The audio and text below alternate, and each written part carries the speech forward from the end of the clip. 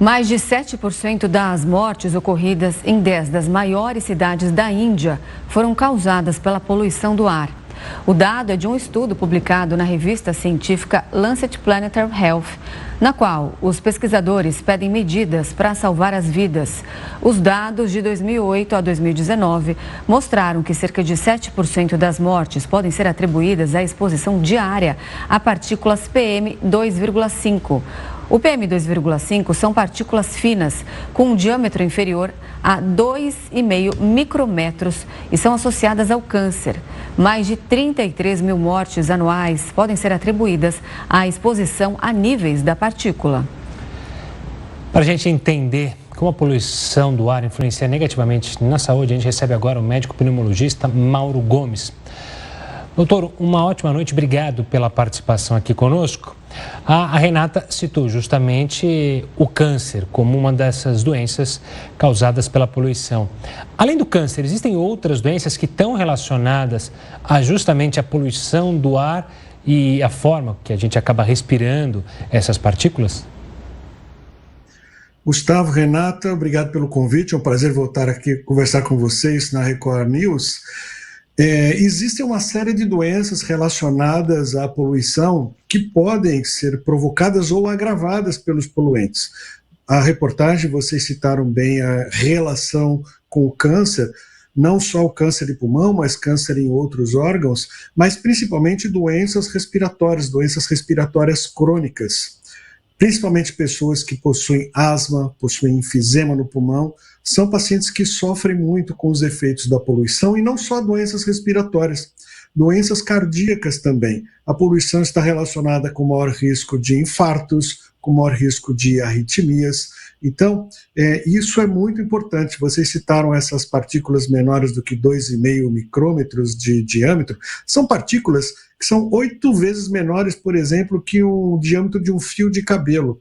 E quanto menor é a partícula que está presente na poluição, mais profundamente ela vai para o interior dos pulmões e ela passa pelas paredes das células dos pulmões, os chamados alvéolos, e chegam na circulação. E pela circulação, elas atingem todos os órgãos. Por isso que os efeitos acontecem não só nos pulmões, mas no coração, na circulação, e pode levar a lesões, inclusive câncer em outros órgãos também. Doutor, quais são as principais fontes de poluição, principalmente nas grandes cidades? Porque não existe um tipo de poluição, são vários, né? Quais são as mais comuns? Mais comum que a gente considera é a poluição emitida pelos automóveis, né, pelos combustíveis dos automóveis, dependendo da industrialização das cidades pelas indústrias. E convém lembrar que o interior também não é livre de poluição. Já foi constatado, e colegas nossos da Universidade de São Paulo já fizeram estudos demonstrando que em regiões de queima da palha da cana-do-açúcar, no interior de São Paulo, por exemplo, os níveis de poluição podem ser até superiores aos da capital de São Paulo. Então a poluição não é apenas uma situação dos grandes centros urbanos, da poluição de São Paulo, mas também dependendo da região, do que é produzido naquela região, a gente pode ter poluição também. Doutor, eu queria saber a ligação do clima com a poluição, no sentido de qual é o momento pior, ou seja, quando que o clima acaba ajudando essa poluição a ficar presa aqui na nossa atmosfera? É na época do verão, na época do inverno, no período que está mais seco? Existe alterações que são piores, até para a gente ter um cuidado maior quando for fazer um esporte, alguma atividade ao ar livre? Excelente, Gustavo, porque na época onde nós temos mais chuvas, as chuvas é como se lavassem a nossa atmosfera. Então, quando a gente tem chuva no ambiente, a gente acaba dispersando esses poluentes de maneira melhor. Então, no período onde temos mais chuvas, a ideia é que a poluição seja menor. Nessa época que nós estamos no momento, saindo do outono, começando o inverno, onde as chuvas são mais escassas, a gente tem um grande período sem chuvas na cidade de São Paulo, há uma tendência desse ressecamento do ar, da maior concentração dos poluentes, e o ar mais frio, mais seco, né? Mais frio por causa do inverno, mais seco, com mais poluentes, isso é uma bomba relógio para o nosso sistema respiratório. Pois nesse momento é onde há uma maior irritação dessas substâncias todas que estão na constituição da poluição ambiental, levando às lesões, aos danos no sistema respiratório. Então, nesta época de inverno é a época pior. E exatamente por isso, dependendo da umidade relativa do ar, a gente espera uma umidade relativa do ar saudável em torno de 50%. Quando essa umidade relativa do ar cai de 30%, por exemplo, recomenda-se, inclusive, não se realizar exercícios, atividades físicas ao ar livre, por conta do maior risco desses poluentes. Então, entre as 10 da manhã e as 4 horas da tarde, região onde, inclusive, se concentram mais poluentes, menor umidade relativa do ar, é um período de maior risco, e se essa umidade for abaixo de 12%, por exemplo, recomenda-se suspensão completa das atividades ao ar livre, atividades físicas, por conta do risco da poluição. Doutor, praticamente todos nós estamos expostos em menor ou maior grau aos níveis de poluição.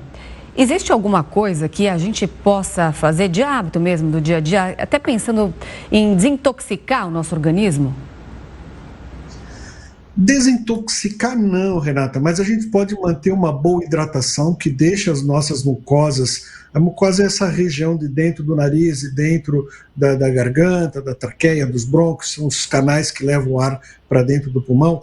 Uma boa hidratação mantém nossa área respiratória mais umidificada. A gente não consegue, como individualidade, controlar a poluição externa, mas a gente pode controlar o nosso ambiente de dentro de casa. Não existem estudos científicos dizendo que bacia com água e toalha estendida molhada resolvem a umidade, mas a gente sabe empiricamente que esses pequenos hábitos simples de estender uma toalha molhada no quarto, na sala, bacia d'água, pode umidificar o ar de dentro da nossa casa, o ambiente, tornando esse ar menos irritante. Quem tiver aparelho de umidificação é de bom tom que possa ser usado também. Evitar dentro de casa, isso é uma poluição que acontece em algumas famílias, que é o cigarro de dentro de casa.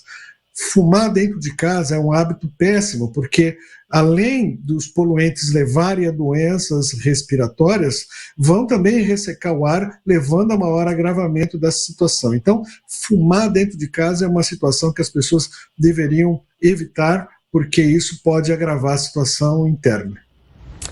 Tá certo, doutor. Obrigado pela participação aqui conosco e pelas dicas essenciais. Um forte abraço e até uma próxima. Muito obrigado pelo convite, Gustavo, Renato. Um abraço aos telespectadores da Record News, sempre à disposição. Até mais.